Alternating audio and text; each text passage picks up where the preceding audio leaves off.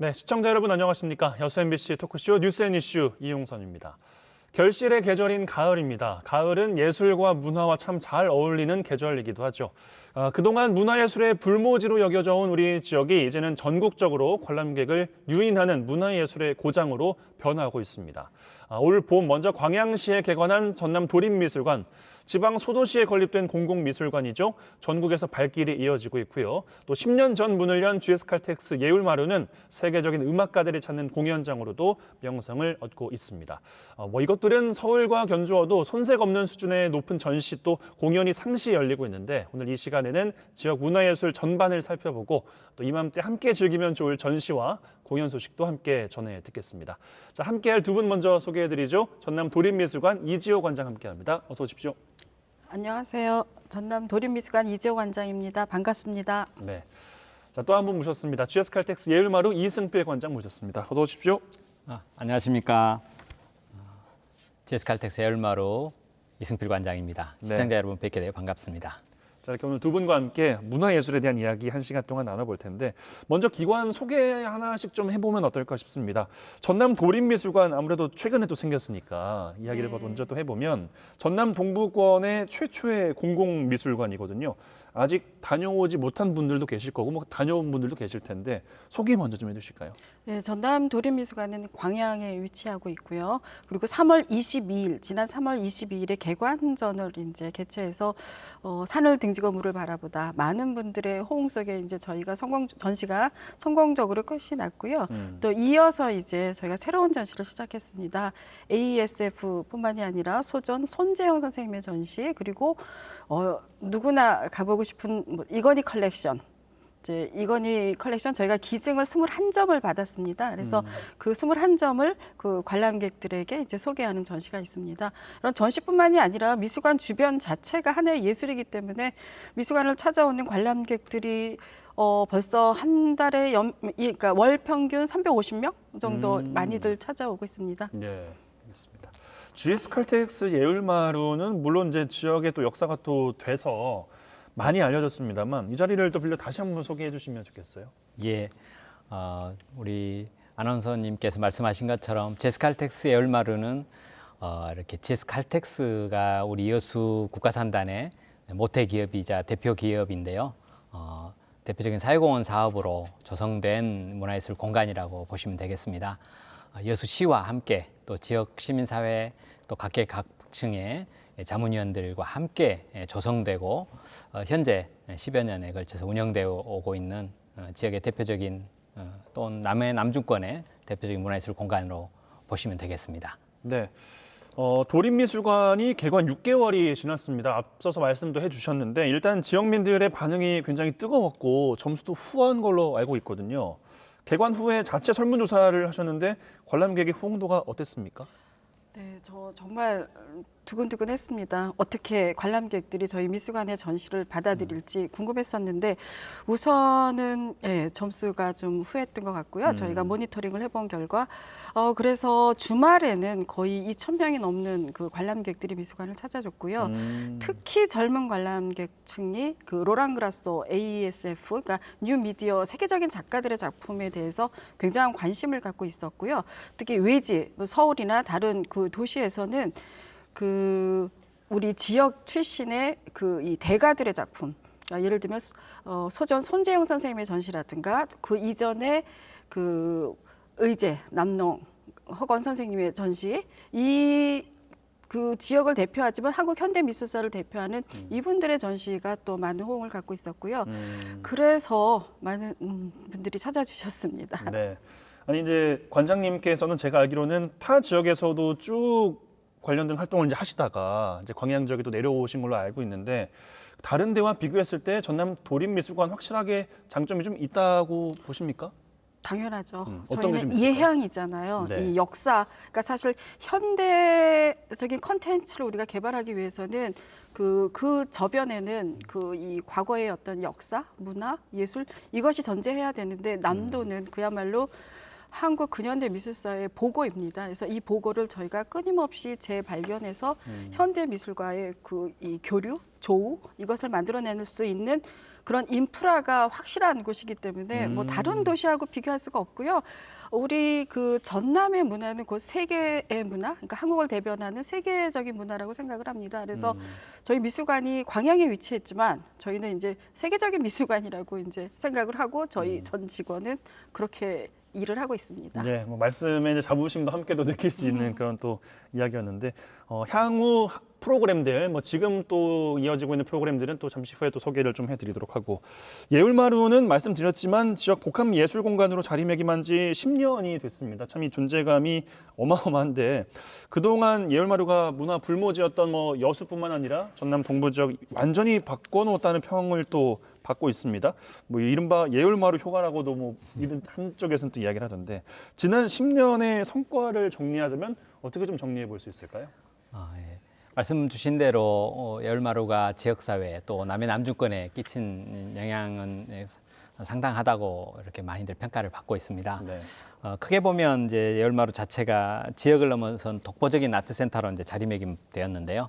무엇보다도 수려한 다도해 남해 남중권에 위치해 있고 우리 또 밤바다와 아름다운 여수에 이렇게 바닷가에 위치해 있으면서 그 아트센터 자체의 장소성이 해안가이면서 동시에 그 앞부분에 3만 평 정도의 장도를 함께 아우르고 있기 때문에 그 위치적 특성이나 장소적 특성이 아주 아트센터로서 독특하고요. 두 번째는 고품격 문화예술 콘텐츠를 통한 사회적 가치를 그동안 창출해왔다고 볼 수 있는데요. 물론 여수시가 제공한 21만 평의 부지에 GS 칼텍스에서 총 그 조성비 1,140억 원 정도 그리고 그 사이 그간 또 10여 년 동안 운영비가 한 270억 투입을 됐으니까 저희 GS 칼텍스가 한 것만 해도 약 1,400여 원이 지금 투입된 공간이기도 한데요. 그런 비용적인 그 투입뿐만 아니라 위치성 거기에 이제 컨텐츠를 그동안 저희가 이렇게 함께 해온 것들이 이런 지역의 사회적 가치, 예술적 가치를 창출해 온 것 같아요. 무엇보다도 관객들이 가장 사랑해 주셨고 또 시민들의 자부심으로 여겨주고 계셔요. 뿐만 아니라 저희 공연장, 전시장을 찾고 있는 그 예술가들이 다시 찾고 싶은 공연장 1위로 거의 보고들 있습니다. 얼마 전에 조성진 피아니스트 있으셨잖아요. 이렇게 한정된 그 공연 일정인데 여수의 얼마를 꼭 가고 싶다고 그 연주자가 그렇게 말할 정도. 그래서 저희 공연장이 그 이렇게 조성진의 연주 뭐 한정된 자원 속에서 선정돼서 저희 진행이 됐었는데 그럴 정도로 평가를 지금 받고 있습니다. 네. 클래식 또 뮤지컬 그리고 전시 그런 모든 부분에서 이제 국내외 이렇게 수준에 이른 공연장, 전시장, 아트센터로서 이렇게 평가를 받고 있습니다. 알겠습니다. 앞서서 이제 조성진 연주자 이야기를 또 해주셔서 네. 그런 또 에피소드가 있었구나라는 생각이 한편으로 들었는데 10년이면은 정말 많은 일들이 있었을 것 같은데 네. 뭐 기억에 남는 분이나 아니면 기억에 남는 에피소드가 또 있는지도 궁금해요. 예, 두세 가지 생각이 나는데요. 먼저 무엇보다도 그 여러 가지 그 진통과 또 협의와 지역사회 총의를 모으는 그런 작업들을 통해서 첫 개관을 해가지고 2012년 세계박람회가 2012년 5월 12일부터 8월 10일까지 열렸는데 그 이틀 전인 5월 10날 저희 그 예울마루 1단계 막마 지역에 개관을 했거든요. 그때 그 바닥분수에 열린 음악회로 이제 개관 음악회를 했는데 그때 맨 뒷부분에서 그 전경들을 바라볼 때 제가 저절로 눈물이 나더라고요. 이 고생한 눈물인지 아니면 감격의 눈물인지 여러 가지 의미가 담긴 그런 순간이 생각이 나고요. 복합적이었을 것 같아요. 예, 그렇습니다. 또 하나는 저희가 이렇게 여수시와 저희 GS 칼텍스 그리고 지역 시민사회단체 각계 분야 단체들이 이렇게 거버넌스를 형성해서 조성이 된 대한민국 대표적인 아마 전 세계적으로도 독특한 사회공헌 그 현장이거든요.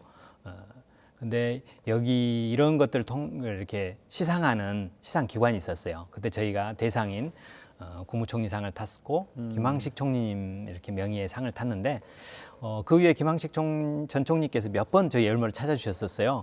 이렇게 자주 오시나 싶었더니 당신께서 저희 예울마루 홍보 대사 역을 스스로 하신다고 하면서 감동해 하셨는데 그런 순간들이 에피소드의 순간들이고 그리고 최근에는 그 작년 코로나 환경 때 저희가 작년 초에 국립 발레단 그 백조의 호수를 막 공연하고 셋업도 마치고요. 이제 리허설까지 마치고 오후 5시쯤 돼서 이제 공연 저녁 7시 반 공연을 준비하고 있는데 코로나가 여수에 뭐 이렇게 대구의 어떤 청년이 여수로 와서 발생이 됐다. 그런 순간을 맞이하게 됐어요. 공연을 계속 해야 되나 아니면 그 순간 멈춰야 되나. 근데 결정의 그때 순간이었군요. 그렇습니다. 그때 저희는 그 이 코로나의 위중성을 보고 리허설까지 마친 공연단은 이렇게 휴관 결정을 하고 티켓을 다 이렇게 그 관객들에게 이렇게 맞아요. 돌려드리고 그런 순간이 있었습니다. 예. 그런 또 안타까운 순간도 있었는데요. 어쨌든 저희 GS칼텍스 재단이 이 열마를 조성하면서 메세나로 이렇게 대상인 대통령상도 받은 바 있고요. 그런 영광스러운 순간 또 이렇게 안타까운 순간들 그들이 다 이모저모 생각이 납니다. 네, 알겠습니다. 10년 동안이라는 기간에 여러 에피소드들을 또 이야기하셨는데 전남 도립미술관은 또 준비하시면서도 여러 가지 또 에피소드들도 있으셨을 것 같아요. 뭐가 좀 기억에 남으십니까? 저희 기억에 남는 거는 이제 그 해외 작가가 참여하는 전시 경우는 작품이 해외에서 이제 미술관 전시실까지 이제 운송이 돼야 되는데 네. 소위 말하는 해외 운송이죠.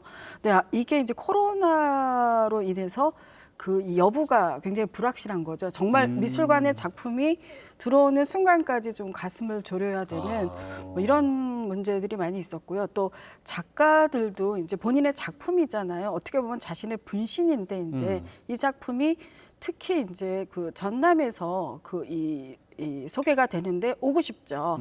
오고 싶지만 코로나의 어떤 상황에 따라서 올까 말까 이제 이런 어떤 뭐죠? 확실하지 않은 불확실성에 대한 저희가 대비 뭐 이런 것이 하면서 이제 사무가 불안했던 상황이었군요. 그렇죠. 오고 싶고 저희도 왔으면 좋겠는데 상황이 그렇고 그래서 사실 그런 걸 조율하면서 어렵기도 하지만 또 그게 저희 재밌어요. 네, 알겠습니다.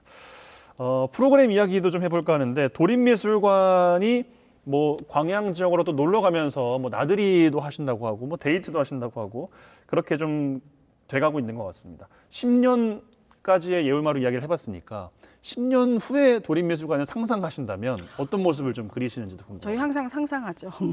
10년 후에 전남 도립미술관은 뭐 국내 최고의 미술관이고요. 그뿐만 아니라 그런 국제적인 그 남도의 예술을 바탕으로 한 그 이 무게감 있는 한국 문화예술의 그 깊이를 대변할 수 있는 그런 국제적인 미술관으로서의 위상을 높일 수 있다라고 생각을 하고요.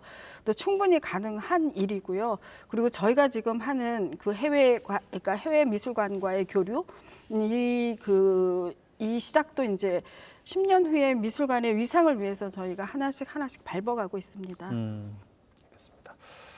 앞서 잠깐 이야기하셨는데 하반기 전시가 이제 본격적으로 시작이 됐습니다. 뭐 이건희 컬렉션 전국적으로 참 이야기들도 많았었는데 하반기에 눈여겨볼 만한 전시 프로그램 또 어떤 작품들을 만날 수 있는지 도립미술관 이야기를 좀 더 해주실까요? 저희 이건희 컬렉션 이제 많은 분들이 찾아오고 계시고요. 정말 미술관에 안 오실 것 같은 분들이 많이 찾아오세요. 저희 그럴 때마다 이제 너무 기쁘고요. 네. 또 하나 이제 중요한 게 그 진도 출신의 그 서예가죠. 손재영 선생님의 전시가 저희 열리고 있어요. 많은 그 미술계의 그 주요 인사들은 다 찾아와요. 이 전시를. 왜냐하면 이분은 그 세한도를 일본에서 한국으로 찾아오신 분이고요.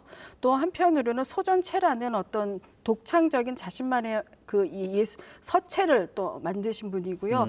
또 하나 저희가 또 훌륭하신 거는 이분이 저희가 해방 이전에는 그러니까 서예를 중국식으로 서법 아니면 일본식으로 서도 이렇게 불려졌었는데 소전 선생님이 이래서는 안 되겠다라고 해서 우리말 서예라는 말을 이제 만드셨어요. 그러니까 서예가로서도 너무 훌륭하지만 또 그 외에 이제 그 이 애국자로서의 그런 여러 가지 그 공헌을 국가에 하신 분이죠. 바로 이분이 진도 출신이고요. 한국 서예사에서는 굉장히 중요한 분이라는 거죠. 이분 전시가 있고요. 이제 또 하나 젊은이들이 이제 너무 좋아하는 15세 불가 전시가 있어요. 저희가 ASF라 그래서 러시아 출신의 그 베를린 베이스 그리고 뉴욕 베이스예요. 정말 핫한 그런 그룹인데 이분들은 그 우리가 뭐죠? 일반적으로 생각하는 그런 고정관념, 인종이라든가 뭐 흑인, 백인 그리고 뭐 동양 뭐 인종이라든가 나이라든가 성별이라든가 이런 모든 어떤 기존의 질서를 다 이렇게 한번 뒤집어서 새로운 세상을 한번 우리가 그 보여보자. 그러니까 보자라는 그런 의미에서 2070 뭐 토란도트라는 그런 그러니까 푸치니 오페라를 이렇게 재해석한 그런 작품들이 있어요. 그래서 이 작가들의 작품은 어떻게 보면 굉장히 파격적이고 또 이 작가들이 사용하는 어떤 매체가 굉장히 뉴 미디어, 그러니까 매체이기 때문에 많은 젊은이들이 미술관에 와서 이제 환호를 하죠. 저의 생각은 이걸 보고 이거보다 더 좋은 작품을 만들어내는 우리 젊은이들이 이제 나오기를 기대하면서 저희가 전시를 이번에 기획을 했습니다. 네, 알겠습니다. 많이들 찾아가 보시면 좋겠습니다. 예울마루에서도 올 가을 들어서 굵직한 공연들도 잇따라 열리고 있습니다. 하반기에 어떤 공연과 프로그램들이 예정이 되어 있습니까? 예, 정말 그 모두에 말씀하신 것처럼 가을은 그 문화예술과 함께하기 가장 좋은 계절이잖아요. 네. 저희가 하반기 들어서면서부터 얼마 전에 조성진 피아노 리사이틀이 있었고 김선욱 준미강 듀오 리사이틀도 있었습니다. 네. 정말 대한민국의 핫하고 가장 대표적인 그런 공연들이 예울마루에서 동일하게 진행이 되고 있는데요. 남은 기간에도 저희가 뮤지컬이나 또 송년음악회나 또 크리스마스 음악회들 준비하고 있고요. 9월 말에 지금 어린이 뮤지컬 알사탕 준비하고 있는데요. 이 코로나 어려운 시기이지만 저희가 방역 수칙을 철저히 지키면서 방역 수칙에 따라서 이렇게 어린이 관객들 또 학부모님 관객들 잘 모시려고 준비하고 있고 이미 뭐 만석으로 다 이렇게 판매가 됐는데요.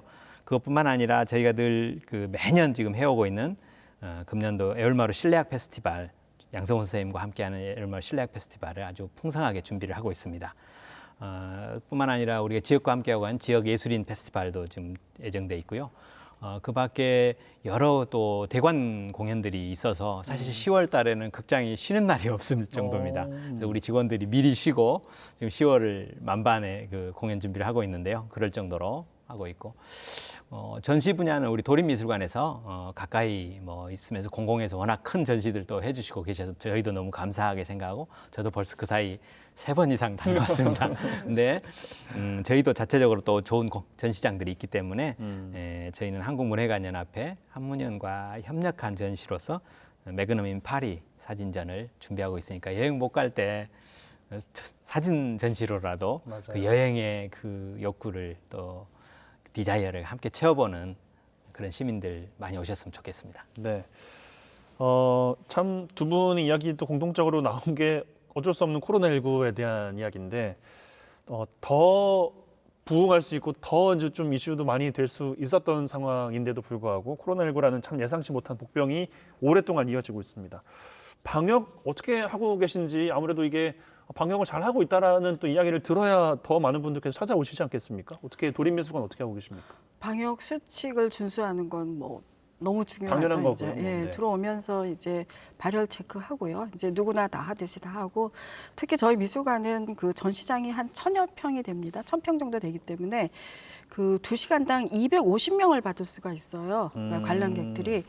그래서 미술관은 사실 그렇게 크게 이 수칙을 지키면서도 운영할 수 있는 그래서 저희가 주말에 그러니까 일요일 같은 경우는 1116명이 온 적이 있었거든요. 관람객이. 네. 그런 경우도 미술관이 넓기 때문에 그 규모에 따라서 그 이 들어오는 인원, 입장객 인원 수를 맞출 수가 있었어요. 그래서 하고 있고 그 외에 뭐 저희가 뭐 매일 소독하고요. 그리고 월마다 그러니까 주마다죠. 이제 주마다 그 대대적인 미술관 전체 소독하고요. 너무 철저하게 하죠. 왜냐하면 저희가 잘하다가 그 혹시라도 이제 그 이 방역에서 실패하면 뭐죠? 다른 그런 성과까지도 이제 타격이 될 수 타격이 될 수 있으니까. 있어서 네. 항상 긴장하고 있습니다. 예. 반면에 공연들이 위주로 또 열리고 있는 예울마루 역시나 참 여러 가지로 힘든 나날을 또 보내셨을 텐데 어떻게 방역을 좀 하면서 운영을 하고 계신지. 이렇게 코로나 초창기와 또 지금처럼 좀 더 위드 코로나를 생각해야 되는 시점까지 왔잖아요. 네. 그런 그 코로나의 전개 그 과정 따라 조금 저희 공연장들이 이제 또 그에 맞추어서 대처해 왔는데 저는 무엇보다도 우리 공연 예술계의 생태계가 고사하거나 깨어지면 안 된다고 생각을 합니다. 제가 저희 전국의 그 문예회관들, 저희 같은 공연장들이 약 240여 개 있거든요. 그 회원단체가 한국문화예술회관 연합회가 있습니다. 그리고 제가 이제 호남 제주 지회장을 맡고 있는데 다들 어렵잖아요. 특히 저희보다 더 어려운 거는 공연장에서 공연을 하고 전시를 해야 되는 예술가들입니다. 예술가들의 어려움은 말로 상상할 수 없을 정도거든요. 그래서 그들에게 계속해서 무대를 제공하고 전시를 제공하는 것이 가장 큰 소명 중에 하나라고 생각을 했어요. 그래서 저희 한국문예관연합회 차원에서도 문체부와 긴밀한 협의를 하고 방역기관들과 협의를 해서 1단계, 2단계, 3단계 그 단계별로 이렇게 멈추지 않고 공연과 전시가 이루어지도록 하는 노력을 그동안 했었고요. 그래서 현재는 뭐 방역 수칙 따라서 이렇게 두 자리 앉고 한 자리 떼는 그런 단계가 있고 그다음에 한 자리 떼고 바로 앉는 3단계 이렇게 4단계 심한 단계에서는 그렇게라도 공연은 진행되도록 돼 있습니다. 사실 또 실제로 지난 1년여간이 지나면서 벌써 이제 한 2년째 맞이하는데 공연장에서 2차 감염이 생기거나 그런 적이 없습니다. 서울의 일부 지하 그 아주 작은 극단 하나가 그런 사례가 있었는데 그 외에 큰 공연장들, 공공공연장들 전혀 그런 사례가 없었거든요. 그만큼 방역을 철저히 하고 또 그 위험도가 다 마스크 쓰고 이렇게 관객들도 하시기 때문에 낮은 걸로 봤고요. 저희도 공연 전후 이렇게 방역을 하는 일들 철저히 하고 있기 때문에 안심하시고 저희 공연장, 전시장 많이 찾아주셨으면 좋겠습니다. 네, 뭐 방문객들 역시 잘 또 수칙을 지켜가면서 가실 테지만 또 준비를 또 잘 하고 계시다고 하니까 한편으로는 또 안심도 되실 것 같은데 전시장과 클래식 공연장이 많으면 좋겠다는 이야기는 하는데 뭐 저기 가서 뭘 하나 아직까지 이런 또 문턱을 느끼는 분들도 계시단 말이죠. 그래서 그 이야기를 좀 해볼까 하는데 낯선 분들을 위한 문턱을 좀 낮출 수 있는 이야기들 또 팁 같은 것들을 좀 주시면 좋겠는데 이지호 관장님께 먼저 좀 드리겠습니다. 우선은 미술관을 꼭 그림을 뭐 감상해야 되겠다. 뭐 이런 뭐랄까 무거운 마음으로 오기보다는요. 그냥 미술관에 한번 놀러 가자. 그리고 저희 미술관에 카페테리아가 있어요. 그래서 카페가 있어서 오셔가지고 전시 안 보셔도 돼요. 카페에서 차 한 잔 마시고 쉬었다 가셔도 되고요. 그렇게 하면서 미술관과 조금씩 친해져야 될 것 같아요. 어린이들도 마찬가지예요. 어머니들이 이제 아이들을 데리고 왔을 때 너무 아이들을 전시장으로 밀어붙이지 말고 그냥 미술관의 어떤 공간을 즐길 수도 있는 거고요. 이렇게 해서 처음 오시는 분들 미술관이 진짜 누구에게나 열려 있잖아요. 네. 그렇기 때문에 그냥 편하게 오시면 될 것 같고요. 그렇지만 이제 조금 더 알고 싶다라는 분은 브로셔가 저희가 이게 준비가 돼 있어요. 전시에 대한 설명이 있기 때문에 브로셔를 좀 보게 되면 참고가 될 것 같고요. 또 간간히 이제 오디오 가이드를 저희가 운영하고 있어요. 지금 그래서 필요하신 분들은 사용하시면은 미술관과 조금씩 친해질 수 있을 것 같아요. 그래서 미술관은 모두에게 누구나 올 수 있는 그냥 편안한 그냥 오셔도 된다는 거. 그냥 놀러만 가셔도 된다. 네. 저도 차만 드셔도 된다. 뭐 네. 이런 이야기까지 해주셨습니다. 공연도 가서 아우 졸리더라 뭐 이런 이야기 하시는 분들 아직도 계시지 않습니까? 저 역시 뭐 그런 생각을 했던 사람 중에 한 명인데 어떤 팁을 좀 주시겠습니까? 제가 두 가지 말씀을 드리고 싶은데 첫 번째는 우리 이지호 관장님 말씀하신 것처럼 일단 와보셨으면 좋겠어요. 두 가지로 와보셨으면 좋겠는데 하나는 온라인으로 와보셨으면 좋겠고요. 저희 에울마루 홈페이지 오면 정말로 풍성한 정보와 이렇게 프로그램들 소개들이 잘 돼 있거든요. 언제든지 요즘 스마트폰 다 가지고 계신 분들이시니까 스마트폰에서 에울마루 홈페이지 방문해 주셨으면 좋겠고요. 두 번째는 오프라인으로 방문해 주시는 건데 실제 와보시는 거죠. 산책하러, 데이트하러 저희 에울마루 찾아주시면 좋습니다. 특히 장도 같은 경우는 약 30-40분 이렇게 바닷길, 노드길을 지나서 가는 낭만이 있거든요.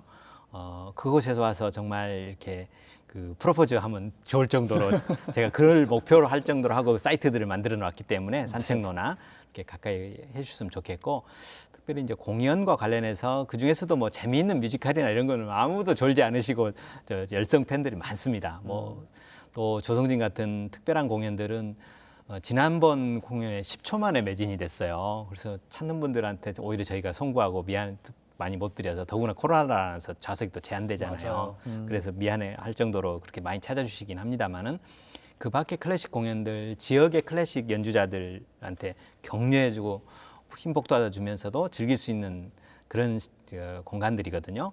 특별히 아주 생소한 분들은 오셔서 뭐 졸린다는 말씀도 하는데, 저도 물론 그런 경험이 있는데, 좋은 팁 중에 하나는 졸리면 먼저 조는 겁니다.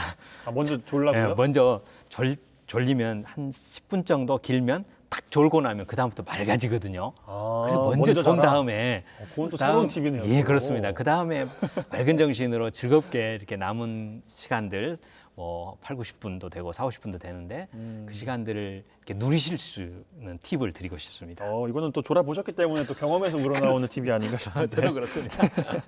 알겠습니다. 이 두 곳은 공연과 전시뿐만 아니고요. 체험까지 함께 할 수 있는 여러 가지 프로그램들이 또 준비가 되어 있습니다. 뭐 어린이, 청소년뿐 아니라 일반 시민이 함께 배우고 즐길 수 있는 체험 프로그램들도 준비하고 있다고 하는데, 도림미술관에서는 어떤 프로그램들이 준비되어 있을까요?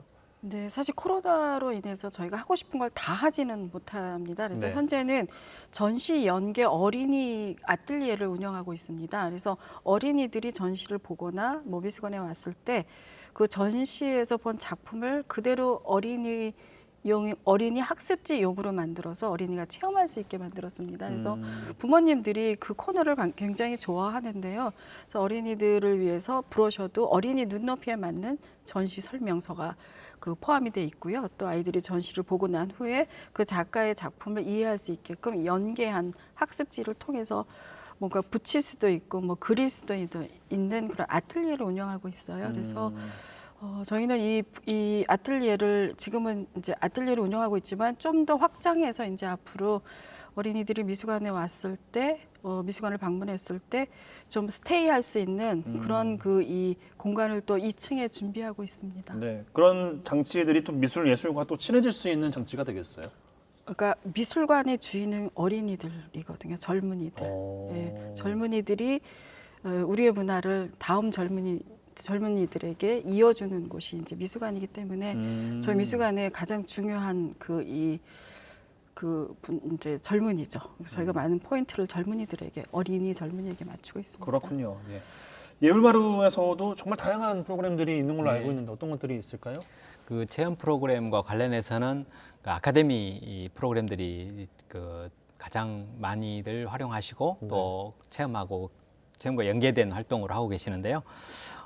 기본적으로 그 아트센터는 이렇게 우리 지역민들 또는 지역 예술인들한테 이렇게 공연이나 전시를 펼칠 수 있는 장을 제공하는 거, 마당 또는 그 공간을 제공하는 게 첫 번째 역할인데요. 네. 우리 지역 예술인들에게 여러 공연 기회들을 드리지만 특별하게 저희가 이제 또 기획해서 지역 예술인 주간을 활용해서 11월에 진행 예정인데요. 그렇게 공간을 제공하는 그런 기회가 있고요. 또 하나는 이제 지역의 청소년들, 저희 역시 청소년들이 미래의 우리 예술인들이기도 하고 저희의 가장 중요한 관객들인데요. 지역의 영재 오케스트라라고 교육지원청에서 운영하는 영재 오케스트라가 있습니다. 그들에게 제대로 된 공연장의 공간에서 매주 무료로 연습할 수 있는 그런 기회를 또 제공을 저희가 하고 있고요. 또 저희 상주단체로 지역의 대표적인 여수 심포니 오케스트라한테 저희 공간들을 무료로 활용하면서 같이 협력해서 지역 문화예술을 발전시키는데 일조를 하고 있는 그런 공간 제공하는 것들이 하나 있고요. 두 번째는 이제 관객이나 우리 시민으로서 이렇게 참여하는 거는 말씀드리신 아카데미 프로그램들이 여러 가지 있는데요. 뭐 성악 프로그램, 성악 아카데미도 있고 특히 이제 다른 교육기관들이 제공하는 시민 문화예술 프로그램들은 이제 일반적인 여러 프로그램들이 지역 전남대학교나 또 우리 방송기관들이 또 제공하는 것들이 있잖아요. 근데 저희는 이제 문화예술과 연관된 곳에 연관된 프로그램으로 특화해서 진행하는 특성들이 있습니다. 네. 그런 프로그램들을 많이 활용하시면 지역민들과 또 우리 청소년들이 현재도 활용하고 있지만 앞으로도 더 많은 그 활용 포인트들이 되겠습니다. 네, 이야기 나온 김에 이야기를 더 해주시면 좋겠는데, 그러니까 예술 아카데미라는 이름입니다. 성악 예. 이야기하셨습니다만 다른 뭐가 더 있을까요? 크게 보면 아카데미는 이제 공연과 이제 전시도 중요하지만 이런 시민들과 직접 만나면서 충성 고객을 확보하는 큰 저희 나름의 또 숨은 목표도 있는데 그것이 또 체험형으로 우리 이렇게 시민 관객들을 확보하는 기회도 되는데 크게 보면 예술 실기 프로그램이 있고요. 예술 감상 프로그램 두 가지가 있어요. 근데 예술 실기 프로그램으로는 저희가 어린이 영어 뮤지컬, 키즈 발레 그리고 최장수 프로그램인 성악 아카데미 지역에 이렇게 예술인이기도 한 김신호 선생님이 아주 잘 프로그램을 운영해주고 계시거든요. 또 뿐만 아니라 웹툰 작가, 아기자기 만화 그리기, 스탠드 글라스 이런 또 라틴 공예, 놀이 코딩 등 문화예술과 특화된 그런 프로그램들을 저희가 진행을 하고 있습니다. 뿐만 아니라 이제 예술 감상 프로그램으로는 이제 인문학 공연을 품다, 팝과 인문학 관련된 프로그램이 하반기에 지금 현재 진행됐고요. 인문학 예술 입다, 문화예술과 여행을 못 가니까 문화예술과 여행을 엮은 그런 프로그램들 참여하고 감상하시면 되는 프로그램들입니다.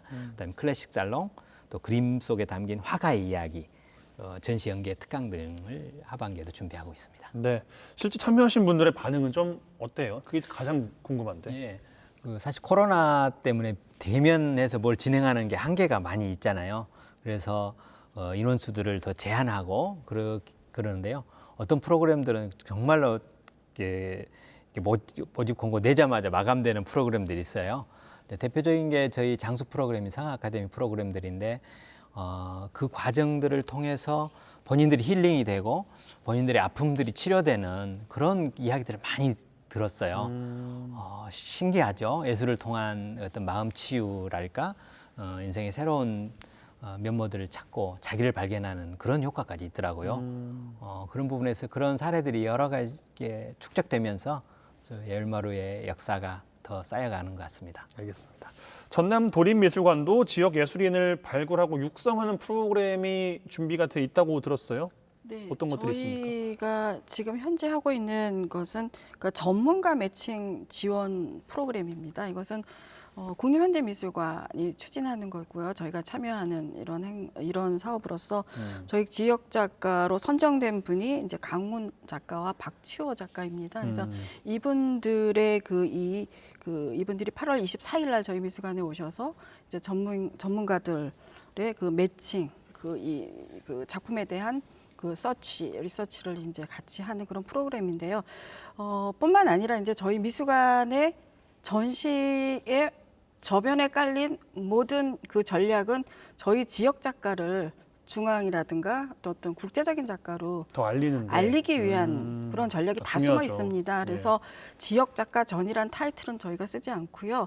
저희가 국제전도 마찬가지고 국내 전시도 마찬가지고 그 안에는 저희 지역 작가들이 다 이렇게 안배돼서 이제 저희가 이 전시를 통해서 이 지역 그러니까 작가들의 어떤 역량을 이렇게 대외적으로 알릴 수 있게끔 그런 그 기회를 만드는 거죠. 네. 그래서 지역 작가는 지역 그 공립미술관에서 그 키워주지 않으면 절대 중앙이나 국제로 나가기가 좀 어렵거든요. 그래서 저희 미술관은 이 지역의 그러니까 유능한 그런 작가분들의 어떤 이 기지가 되는 거죠. 출발을 위한 이 터전이고 기지고요. 그래서 모든 전시에 우리 지역 작가들을 위한 전략이 깔려 있다라는 거 말씀드리고요. 네. 그리고 뿐만 아니라 이제 아카데미라든가 또 저희 지역 작가분들하고의 얘기를 하다 보면 가장 좀 어려운 게 예를 들면 평론가라든가 이런 미술 전문가분들이 주로 이제 서울에 다 맞아요. 있기 때문에 그분들하고 뭔가 이 토론을 통해서 작업에 대한 변화를 갖고 싶은데 그런 기회가 좀 없다라고 얘기를 많이 하시더라고요. 그래서 그런 기회를 많이 만들어 보려고 저희가 이제 노력을 하고요. 그리고 어워드도 저희가 가능한 한 만들려고 하거든요. 근데 그 어워드도 지역 작가를 국제적으로 알리는 그런 이 내용을 담은 그런 어워드죠. 이제 그래서 저희 목표는 우리 작가가 세계적인 스타를 만든다. 이제 앞으로 다 그 전략이 이미 깔려 있다라는 거 말씀드리고 싶습니다. 네, 많이 좀 나왔으면 좋겠습니다. 기왕이면. 네. 예, 그렇습니다. 예울마루에는 앞서 잠깐 이야기하셨는데 장도라는 공간이 참 지역민들에게 사랑을 받고 있어요. 이게 밤에나 저녁 초쯤에 가보면 산책도 정말 많이 하시고 예. 또 특별한 공간들도 여러 가지가 있는 것 같은데 창작 스튜디오 레지던시도 작가 그 룸이 또 있지 않습니까? 예. 소개를 좀 해주시면 좋겠어요. 네, 저희 열마루 앞에 있는 그 약 400m 정도 떨어져 있는 섬인데요. 그 장도 약 3만 평 정도 됩니다. 크지도 작지도 않은 정말 딱 적당한 섬의 크기인데요. 좀 뒤쪽으로 길쭉해서 긴 장자, 장도, 긴 섬. 우리 전라도 사투리로는 진섬, 길다, 질다 그러잖아요. 네. 진섬이라고 하기도 하는데요. 원래 그곳에 5가구의 원주민들이 살고 계셨었습니다.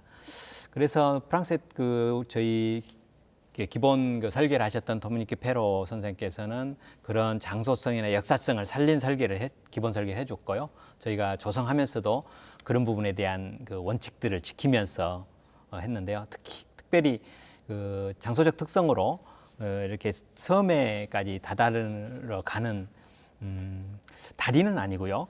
사실은 노둣길인데 그런 이제 진섬 다리라고 이름은 붙였습니다만은 하루에 2번 물에 덮이잖아요. 맞아요. 사실 충분히 높여서 다리 놓는 거는 그리 어려운 일이 아닙니다. 한국의 건축 기술로도 어렵지도 않고 저희도 충분히 그럴 수도 있었는데 그 노둣길을 만든 이유가 있습니다.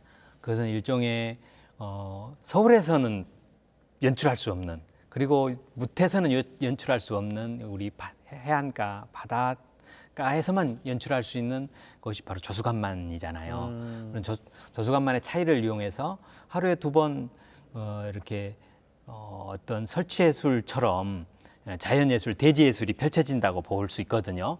그런 그 시적 감수성을 그대로 살려서 너둣길 만든 그런 특성이 있고요. 또 양쪽으로 물이 통수되도록 72개의 이렇게 통수로도 뚫어서 자연을 해치지 않으면서 인간이 모든 자연을 지배하려고 할 때에 자연의 시계에 맞추어서 들어가는 예술의 섬, 그거를 구현을 했거든요. 그런 이제 장소적 특성이 있고, 또 하나는 이제 아나운서님이 말씀하신 대로 창작 스튜디오입니다. 장차 우리 전남 도립미술관도 이제 창작 스튜디오를 운영할 날이 어느 날 있을 거라고 기대를 하는데요. 우리 동부권에서 또는 대한민국 전체적으로 섬에 있는 창작 스튜디오가 그렇게 많지는 않거든요. 네. 그런 섬에 창작 스튜디오 4동을 마련해서 그 주민들이 살던 그 집터의 역사성을 살려서 창작 스튜디오 4동을 만들고, 한 동은 안내동 겸 작가들 숙소동을 만들어 놨거든요. 그곳에서 창작 스튜디오 운영이 작년부터 시작이 됐는데요. 1기 입주 작가로 지역 작가 1분, 그리고 전국적으로 이렇게 어느 과정을 거쳐서 선발된 이제 젊은 작가 3그룹 진행이 됐고요. 금년에도 지역 작가 1분, 그리고 젊은 작가 2분, 그리고 중견 작가로 한 분씩이 이렇게 짧은 기간이지만 이렇게 운영되고 있습니다. 대체적으로 한 이제 1년 단위로 이렇게 작가들 순환이 되고 있는데요. 서로 아주 오고 싶어하는 가장 독특하고 아름다운 섬의 창작 스튜디오로 알려지고 있습니다. 향후에 우리 도립미술관과도 함께 협력하는 프로그램들 같이 운영하기를 기대하고 있습니다. 네. 그렇습니다. 도립미술관은 사실 개관 전부터 뭐 사회 저명 인사들의 뭐 작품이나 이런 것도 기증을 또 받아왔고, 수장고도 풍성하게 채워서 지역민들과 함께 나눌 수 있을 것 같은데, 말미에도 하셨지만 지역 작가들을 좀 세계적으로 키우고 싶다 이런 또 포부도 밝히기도 하셨고, 전반적인 도립미술관의 계획도 좀 여쭤보겠습니다. 어떻게 좀 운영하실 계획이신지. 예, 저희 미술관의 성격을 사실 좌우하는 거는 소장품이에요. 네. 소장품, 예를 들면 뭐 루브르가 모나리자 때문에 뭐 유명한 것처럼 저희도 이제 저희가 갖고 있는 소장품을 처음부터 명품은 아니거든요. 명품을 만드는 거죠. 이제 모나리자도 처음부터 모나리자는 아니었었어요. 그래서 저희가 갖고 있는, 특히 이번에 이건희 컬렉션에서 기증받은 그 우리 주요 작가분들의 그 주옥 같은 작품들, 특히 청경자 선생님의 작품은 그야말로 최고의 작품이 저희에게 기증이 됐어요. 그래서 이런 작품들을 좀 더 전시하고 연구를 통해서 이제 출판을 통해서 그런 명화로 이제 만들고 싶고요. 그 다음에 이제 지금 저희가 그 지역 미술사를 재조명하는 그런 전시를 지속적으로 이제 이어나갈 것이고, 그러면서 해외 미술계와의 그런 교류, 를 통해서 우리 미술관의 위상을 국제적으로 알리는 그런 세계적인 작가, 초빙 작가의 전시도 계속해서 갈 것이고요. 사실은 어떤 분들은 그런 그 국제적인 작가들의 작품을 보면서 약간 거북하다라는 그런 이제 그 이 감상을 하시는 분들이 있으세요. 사실은 예술이 그런 거거든요. 거북해야 되거든요. 뭔가 그래요? 불편하고요. 사실 그래서 이제 새로운 것이 창조되고 만들어가는 거기 때문에 저희 미술관이 그런 좀 어떻게 보면 거칠고 어떻게 보면 좀 거북하고 어떻게 보면 좀 그 금기를 넘어설 수 있는 그런 어떤 창조의 그런 그 창고, 뭐 공작소, 뭐 이제 이런 걸 저희가 지향을 하고 그것이 또 저희의 어떤 미션이라고 생각을 하거든요. 그렇게 함으로써 우리의 이 지역 미술이 그런 국제의 어떤 파도를 타고 함께 갈 수 있는 그런 영향을 줄 수 있는 그런 이 기관이 돼야 되는 거죠. 그래서 그 역할을 다하기 위해서 모든 그 미술관의 그 운영, 그러니까 정책이 이런 큰 틀에서 이제 이루어지기 때문에 같은 비슷하지만 또 다른 그런 프로그램으로 갈 것 같습니다. 알겠습니다. 예울마루 또 이승필 관장님께 질문드리고 싶은 건 최근에 찾아왔던 그 조성진 씨가 이런 이야기를 했다고 하는 거 아니겠습니까? 클래식의 대중화가 아니라 대중이 클래식화 돼야 된다. 두 분의 이야기를 좀 들어보면은 친해질 것 같으면서도 다 갑자기 또 멀어질 것 같은 그런 이야기를 또 좀 들어서 한편으로는 또 의아하기도 한데 대중의 인식을 바꾸는 게 중요한 건지 그리고 거기에 따라서는 또 공연계는 어떻게 바뀌어야 될지 개인적인 또 의견을 좀 여쭙고 싶습니다. 예, 조성진 피아니스트가 한 말은 깊은 의미가 있다고 생각이 됩니다. 대한민국이 지금 선진국이잖아요. 유엔 엉크타드가 인정한 선진국이 금년에 됐고, 또 사실 그동안 우리는 배고프고 또 그 세계 문화를 부지런히 따라가야 되고 세계 기술을 따라가야 되고 세계 제품을 따라가야 된다고 생각을 했는데 이제는 따라가는 대한민국이 아니라 선도하고 우리가 창출해야 되는 그런 나라가 됐거든요. 그리고 그럴 여유가 사실 있고요. 아직도 남북 상황이 좀 늘 우리한테 불안감을 주긴 하지만 적어도 21세기 대한민국이 김구 선생님이 말한 문화예술로 전 세계를 자랑이 되고 선도하는 그런 나라가 됐다고 저는 생각이 돼요. 이미 BTS 같은 그런 단이 그렇고 또 영화가 그렇고 클래식계 역시 과거에는 해외에 가서 유학을 해야 어떤 좋은 성과를 냈었는데 지금은 순수 국내파들이 해외 콩쿠르를 가서 아주 턱턱 그 그랑프리를 차지하고 옵니다. 맞아요. 그런 나라가 됐다는 의미거든요. 다시 말해 그런 우리 관객의 수준 또는 우리 국민들의 수준, 시민의 수준이 클래식화돼야 된다는 말은 그만큼 품격 있게 올라가야 좋으면 네. 또 그만큼 교양이 넓어지고 문화예술을 사랑하는 마음이 넓어졌으면 하는 것을 표현한 말이라고 생각이 돼요.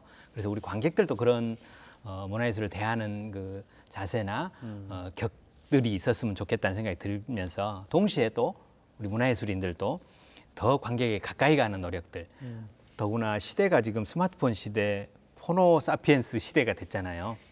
그에 걸맞게 이제 좀 디지털화하는 노력이라든지 또 그런 디지털 문화에 아주 친근한 젊은이들 또 어린 친구들을 어떻게 더 문화예술을 가까이 하는 또는 클래식 또 전시를 가까이 하게 하는 그런 역할을 할까 그 고민들을 같이 하는 것이 필요하다고 생각이 됩니다. 알겠습니다. 시간이 많지가 않습니다. 20초씩 드릴 수 있을 것 같은데 지역민들께 하고 싶으신 말씀 있으시면 짧게 좀 부탁드리겠습니다. 먼저 이지호 관장님께 드릴까요?